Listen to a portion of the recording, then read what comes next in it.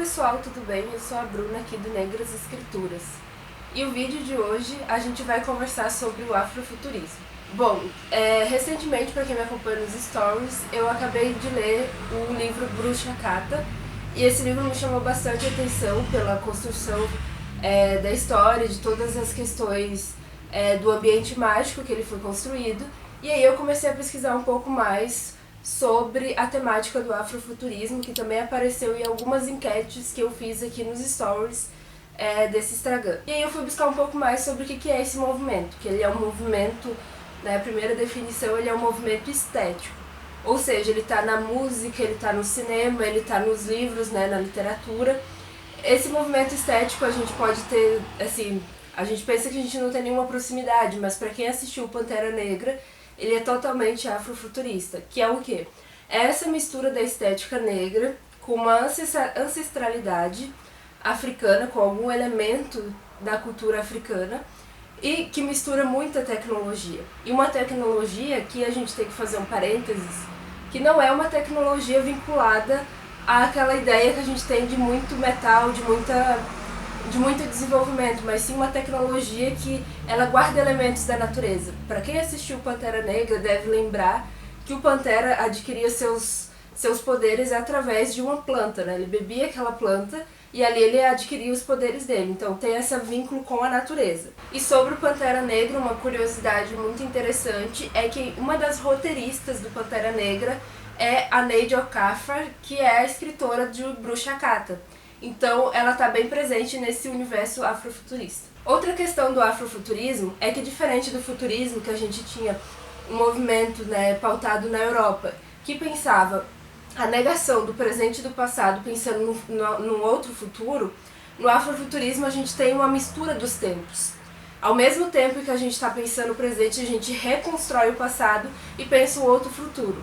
Por que isso? Porque, segundo a perspectiva afrocentrada, segundo a perspectiva negra, esse passado nos foi negado, então é preciso dar conta do nosso presente e criar um novo futuro. Então a gente tem essa mistura tanto nos enredos, de filmes e músicas, dessa ligação entre os três tempos. A gente tem a presença de muitas questões ancestrais nessas produções. Agora eu vou trazer um exemplo para vocês de um escritor brasileiro que é o Fábio Cabral, e ele escreve o livro intitulado O Caçador Cibernético da Rua 13, que, segundo ele, em várias entrevistas, que se vocês quiserem vocês podem dar uma olhada no YouTube, tem várias entrevistas dele sobre esse livro. É uma cidade futurística governada por mães de santos, que são grandes empresárias e que têm acesso a alta tecnologia e que governam, que tem carros viajantes, assim, que tem carros voadores, é a palavra. Tem carros voadores e que tem alta tecnologia, mas uma tecnologia, de novo, vinculada à Terra. E, mais uma vez, essas pessoas que vivem nessa cidade futurística são filhos dos orixás, então traz um pouco da ancestralidade de um passado para um futuro. Então a gente tem, de novo, essa mistura entre presente, presente e futuro. Então isso é uma das características do afrofuturismo. E segundo ainda o Fábio Cabral, o que seria esse afrofuturismo, Num artigo que ele escreveu. O afrofuturismo é recriar o passado que nos foi negado, transformar o presente que nos é posto e projetar um novo futuro através da nossa própria ótica.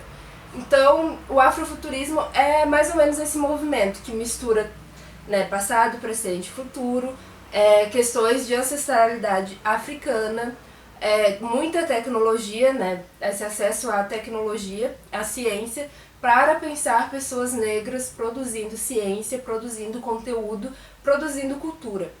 Ele vem muito em resposta também, e o termo foi cunhado lá nos anos 90, porque vinha muito essas discussões de que os clássicos de ficção científica, tanto filmes, quanto séries, quanto livros, não traziam como protagonista pessoas negras, não traziam a perspectiva de pessoas negras. Então se fazia a seguinte reflexão: se no futuro imaginado e projetado não existe pessoas negras, em algum momento da história do mundo essas pessoas foram apagadas, em algum momento elas morreram, então se dava, uma credibilidade ao genocídio das pessoas negras. Então nos anos 90 começou a se discutir esse futuro, esse afrofuturismo, a partir da perspectiva negra.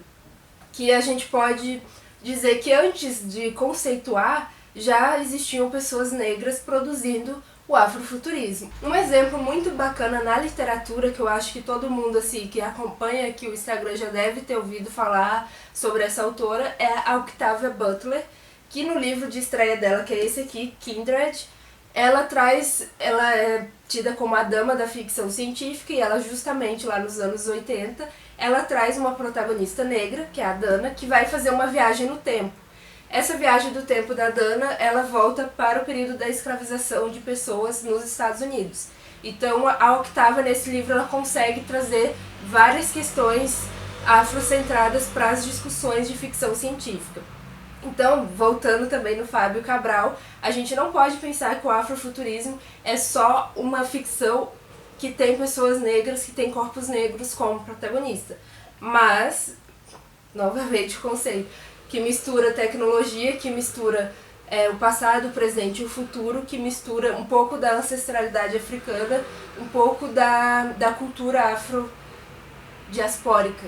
Bom, pessoal, eu espero que vocês tenham gostado. Deixe um comentário se vocês já conheciam um pouco do conceito do afrofuturismo, se vocês leem algumas obras afrofuturistas e o que vocês acham desse movimento cultural e estético. Eu aguardo vocês no próximo vídeo. Até a próxima!